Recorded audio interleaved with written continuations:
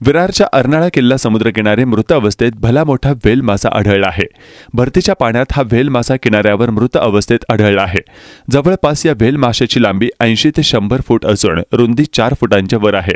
स्थानिक मच्छीमारांच्या निदर्शनास ही बाब आल्यानंतर त्यांनी अर्नाळा सागरी पोलीस आणि प्रशासनाला याची माहिती दिली। दुर्मिळ असा हा व्हेल मासा एका मोठ्या बोटीचा मार लागल्याने जखमी होऊन मृत झाल्याची प्राथमिक माहिती स्थानिक मच्छीमारांनी व्यक्त केली आहे। व्हेल मासा हा वयस्कर असून माशामधील मोठ्या प्रजातीचा असल्याचं समोर आलं आहे। अर्नाळा सागरी पोलीस आणि महसूल प्रशासनाकडून मृत व्हेल माशाला जेसीबीच्या मदतीने समुद्र किनाऱ्यावर खोल खड्डा करून काढण्यात येणार असल्याचं प्रशासनाकडून सांगण्यात येत आहे। मात्र मृत व्हेल मासा पाहण्यासाठी नागरिकांनी मोठी गर्दी केली आहे।